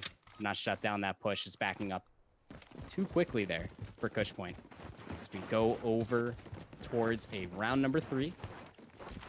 Looks like Humber want to posture themselves up for another B push. Crozier, the place of that Semtex lands right outside the cafe door by the BS&D. It's going to give themselves first blood. Landon does get stunned up a little bit, but the push isn't here. Smoke will blossom out of the Ruins tunnel. The Humber are okay just playing this patiently. It's GoTunes that actually slides on forwards looking for the information. Landon won't be able to turn around in time as the Tunes takes them down. The way Humber's playing these sites around B is just ever so beautifully. You see it here once again, where Dilo almost has to put himself in a position where it gets a little bit risky, but he has to feel the need to do it just to try to get himself in towards B, but no real attempt to try and drop the bomb, which does leave some openings for Texas A&M to maybe set up a pinch here from a couple different angles to regain control and take the retake. Samir inside has his teammate with him, so there's now no control around the B bomb house either, and that's a lot of good information got to be given over towards Texas A&M, where they're waiting and they know there's a lot of players close by. Bigger gets spotted out from this nice staircase, and I think this is just waiting a little bit too long, and now Humber might end up paying for it. They still have the man advantage, or rather actually leaves us now in a 2v2 off the back end of those kills actually going through. Oh my god, Samir one foot right through, and this has to be a challenge. The trade, and now it's Dilo up against Crozier. The bomb has to be planted. Crozier's playing for the push through, but I think Dilo is just playing this like a pro, sound whoring beautifully, as he will not go for the peak, does not even give him a chance to win the gunfight, and off the back end of some big clutch plays, Texas A&M are going to take the lead. And this is exactly what I was talking about leading in towards this map number 5, Ramaza Search and Destroy. Is the hesitation going to come back to bite you in the ass? And I mean, for that one round of round number 3, it certainly did for Humber. There's that opportunity surely arising that they could have tried to secure the BS&D site. Instead, Just looked at the time clock and thought that they couldn't end up getting the kills soon to follow as Samir wasn't able to get the better of Tunes, but the trade was good enough. And you said Dilo play that like a pro. They are playing this like a pro indeed. 6-1 leading in towards round number 4, but Cushpoint will be there to find first blood. It's 2 players defensively for Humber, but the other 2 towards the BS and D Austin, they're pushed up pretty darn close towards this Ruined Tunnel. You're going to realize that they're not going to be met by any resistance whatsoever. The rotation's got to come through as Samir is able to take down Cushpoint. 4v4. This time around, Humber have stacked the second player inside this construction site, which is going to maybe play the difference. Dilo finds a flank from the back, scouts out, and this gives a lot of information over. Tunes, though, he has a chance to actually really make some crazy plays happen because they haven't necessarily put out everything in the top of this construction site, and now a gunfight might even happen on the back end of the spawn, but Tunes is going to be now dealt with. Dilo is just cruising around construction site, making it his, very similar to Shawnee did this weekend, but this will be Figure, who's able to lay down, find the angle, takes down one Figure, finds a second, maybe trying to get back on form, as he finds the ring. Figure is back on form after game number 2, where he drops the 14 bomb, comes alive here with the jump shots, works through all 3 players with ease, and is going to bring us to 2-2. Figure having a Celium-like day on Search and Destroy. Just going absolutely massive for their team. We talked about the 6-1 for Dilo. Figure on the other side of things has been able to heat up. That Gunrunner Search and Destroy that you just so wonderfully mentioned. You're going to need pop-off points like that too, especially in map number 5. Search and Destroy, you can have all the strategies in the world, but we can have players that can piece together kills like that. You could definitely flip the Search and Destroy on its head. Evened up 2 apiece. Round number 5 offense for Humber. Looking like they want to play for mid-map control defensively for Texas A&M. They actually have Dilo pushed up towards Rugs. Could be on the bottom side of money depending on where that arrow truly is located at. 3 players defensively regardless here for the A site. Could be the read of the century. But Humber, again, I mean, they're playing patiently. They are playing rather aggressively through these doors. There's no one up top of Cafe to directly read this, but the rotation is here, so 3 players now defensively over towards the BS and D. Humber Esports with 45 seconds left. They are trying to flood in towards the B site. Samir takes down Crozier. The 4-player flood is coming through. Figure is there for a trade. 4v4 up top of the gun shop. Samir gets absolutely smoked. Landon for the trade. It's not going to be enough. 3v2 in Humber's favor. This is looking like a lot faster paced round here, but Landon is able to grab himself kill number 2 on the board. Backs up completely, and this is the same spot Humber was in last time around.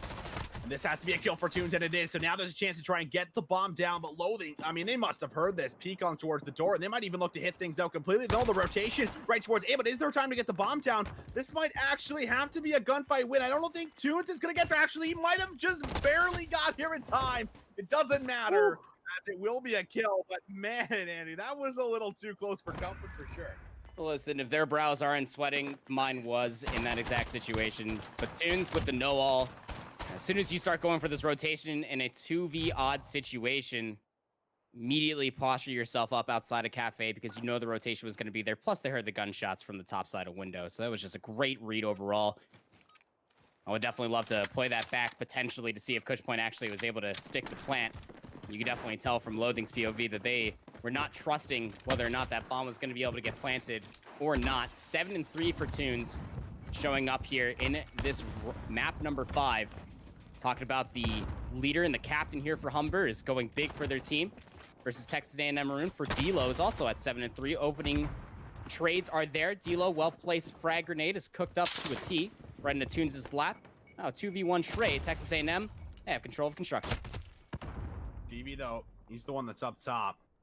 And he can work for a second as he's actually getting pretty aggressive here, but Landon finds the trade. That's going to be Crozier all alone. Does not even matter. Texas A&M Maroon have just constantly went towards this construction site, and they found success through every single offensive round here. And I think that Cushpoint needs to now change things up because he's been just about blooded every single time he's went over towards the construction site. It might be where he naturally feels comfortable on towards the map, but he is just simply not finding the kills he needs to. He's not finding the value that you need to find in construction when you're defensively holding it down, especially against a team that found success every single round here. So I would like to see things change up, at least for the defensive side of things here for Humber, but that doesn't matter at the moment because they're going back on towards another offense where they have made it be hit every single single time, and we'll see if they can continue to find some success here and if they're going to change anything up. Previous offense, they patiently waited outside Cafe. This time, Crozier with the bomb. Waits for the smoke to come through. They are stunned up as they rush right through the side tunnel. Do you get the gunny up in time? Landon does not. Crozier able to find themselves the opening elimination. See, Texas A&M Maroon, their arrows are starting to all rotate over here, but you got to get gunshot control. Stevie's right outside, and you also have players in here, but Samir and Loathing are starting to lock things down. Yes, Crozier is able to find one, and Stevie has to throw their life into this, but Samir is still alive, is finding so much value, still gets away with their life. It's just push point here in this 1v2, and D'Lo's going to pinch around from the backside and shut it down. Offensive loss for Humber. And they're trying to change things up. I mean, they get a lot more aggressive here on the offense, but it's hard to brute force your way right towards the site. I mean, a lot different towards construction where you have a lot more levels to play with, where there's just so many power positions that you have to kind of watch out for. And this is just a real good retake that comes in from Texas A&M Maroon. So they are going to be in control of this map number 5 for a quick moment. But if you didn't see the last search and destroy map number 2 on Gunrunner, went all the way to a round 11. Could be the case for us once again. And look at this. There's a stack over towards the A site. Crozier is heavily tagged up, and he's not going to be able to make that play that he wanted to make. D'Lo has the chance to get very aggressive, and there's already a couple players pretty far pushed up here inside of B. A lot of the line here. 25,000 schmeckles for Humber, but a chance at a bracket reset for Texas A&M. And you can see how hungry they are for it. Smoke will come through. The bomb will be planted. It's now Humber are playing this in a post-plant situation. Got one player just poking in and around bottom side of the gun store. Crozier, well-placed Semtex, followed up with Stevie taking down Justify, looking all the more doable, but Samir, like a snake in the backside of Ruins, is able to shut down Cushpoint on the flank. Crozier will take down D'Lo. It is a 2v2, Landon and Samir versus Figure and Stevie. They try to push on through, but Stevie smokes them both, and there's more than enough time for the defuse here.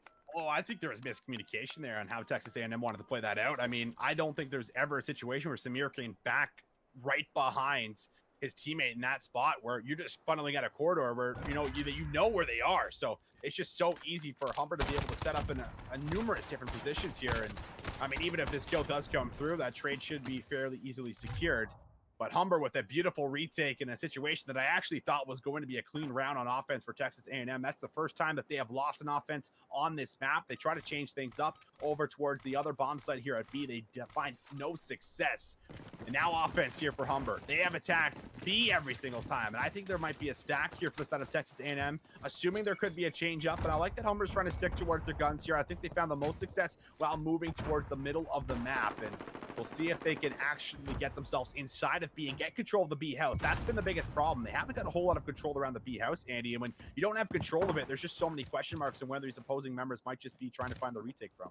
Oh, Justify goes right over towards the barrel to hop over the wall. They almost had the timing to read this push to come through. Cushpoint will burst their way in, is able to take down Loathing. It is traded, though.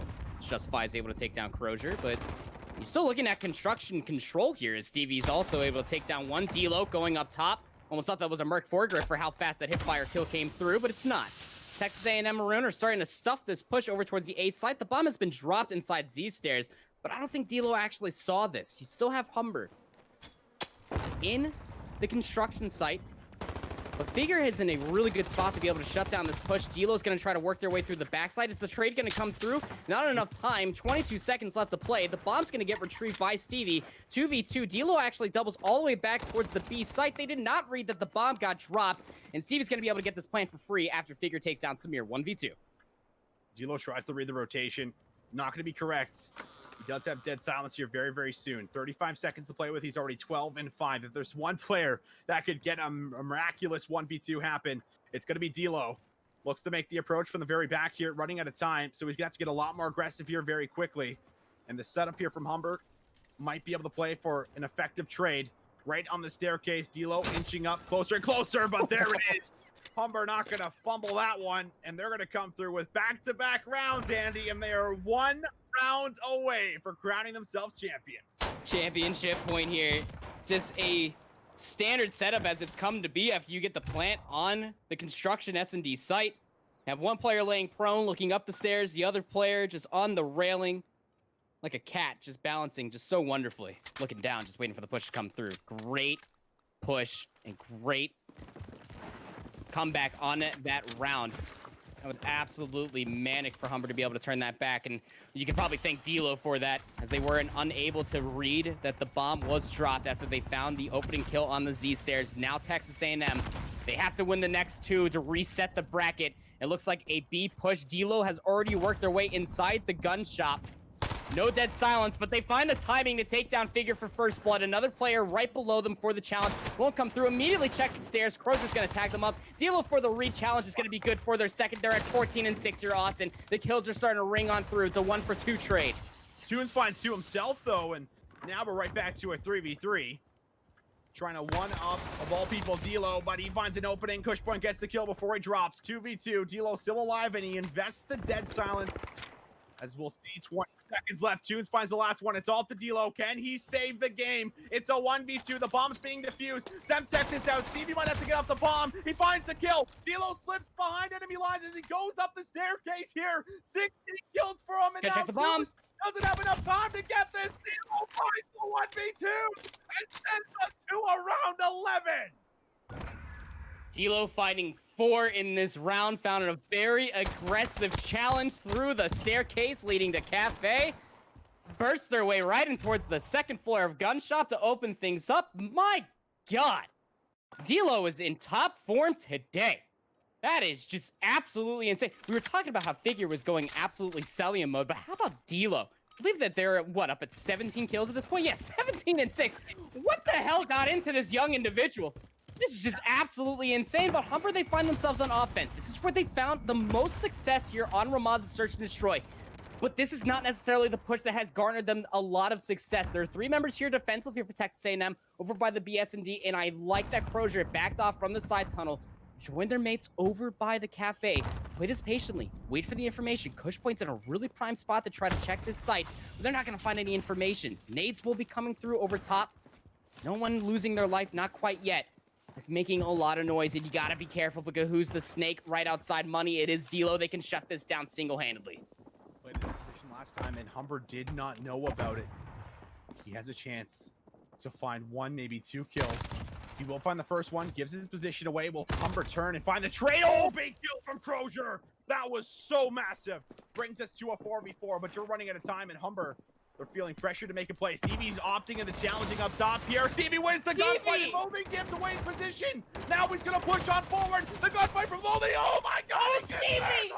What was that, Loathing? And now Samir in a 1v3 situation as he goes to top 3. This is a fumble here for the side of Texas A&M, and it might just be their tournament life. Dude finds him. Samir finds the first one, but the trade is there, and Humber will be your Tespa champions.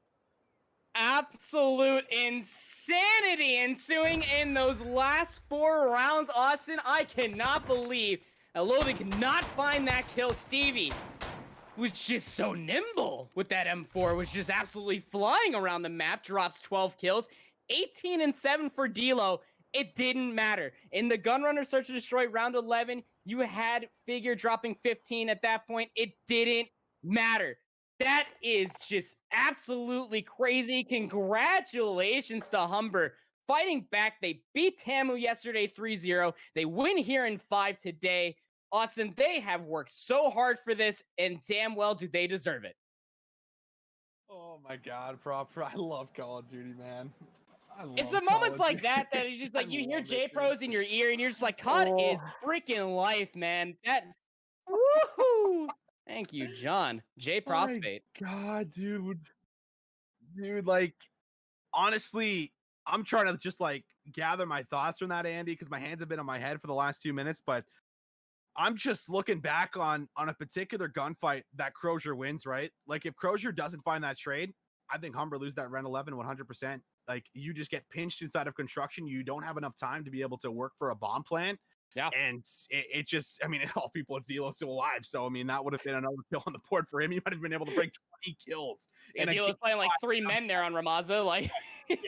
But more importantly than that, Andy, Loathing dropped the ball. And I know we've been talking a lot about how he has not had good performances across these series, but he just got turned on top 2 in a round 11. Like, if there was an argument to say, like Loathing, listen, you went big in the round 11, or, you made at least a kill happen, like it's a different story. But now remember Loathing as someone who didn't perform across a couple of series in a row here up against Humber and then gets turned on in a round 11 game 5. Like, I'm sorry, friend, but I don't mean to put it out there, but it's out there. I mean, we saw it on screen. So that's just tough, man. That's real tough to bounce back from as a player. I mean, an individual, like, holy crap. But I mean, how frustrating does D'Lo have to be right now, man? Like, he just found I'd be pissed. He found an ace in a round 10 and then a 1v2 clutch to even get them to a round 11. An ace in a 1v2 clutch just to see the round 11, man. Like what more could you even ask for? You can't ask for anything more. I'd be pissed.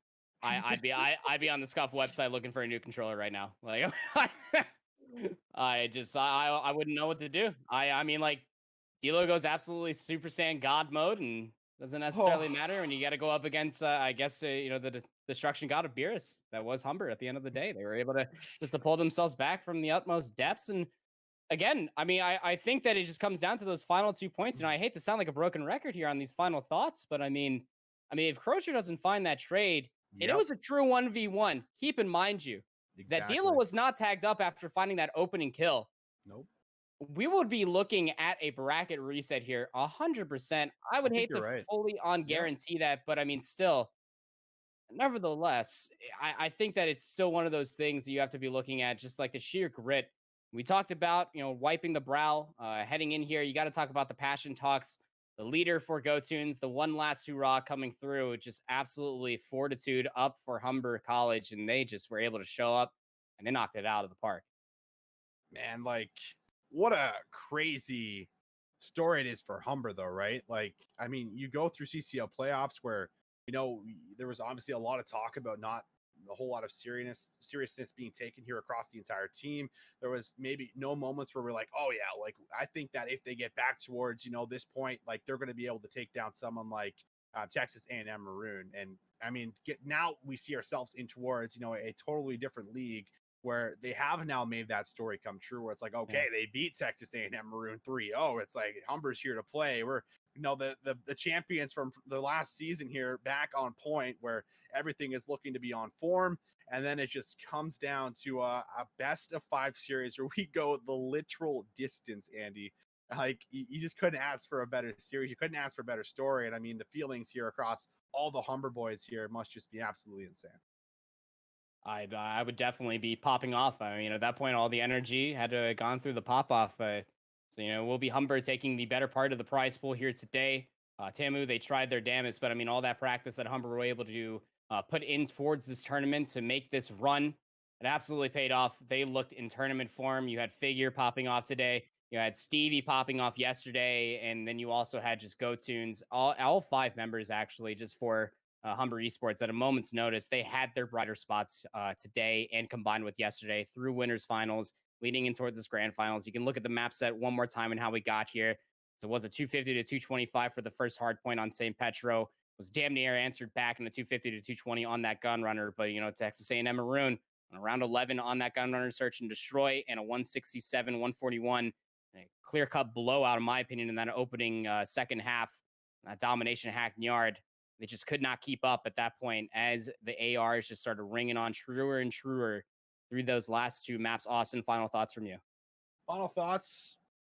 It was a tight series. Humber played surprisingly really well across every single hard point that we saw, which I think was my biggest takeaway. Like, seeing a team that's able to play the hard point the way they did, where I think that everyone seemed to understand when they had to make the correct decision, which is something that I always look for when watching for teams, when we're pretty much staring at the mini map the majority of the time, right, Andy? We're always watching, what they're doing, what individual plays are being made, and what's impacting the map the most. And for me, I think in hardpoint in particular, it just seemed like everybody on Humber understood where they had to be at the right place at the right time.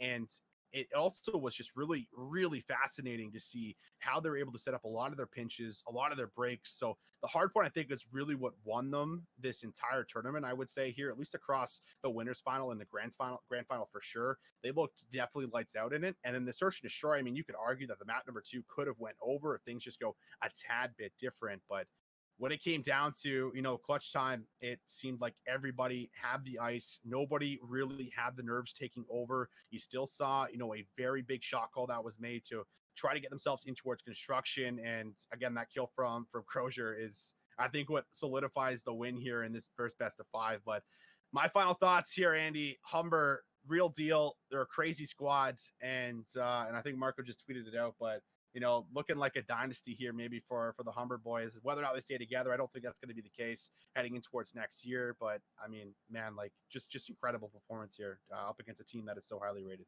Yeah, it's still a lot of time between now and the next CCL season.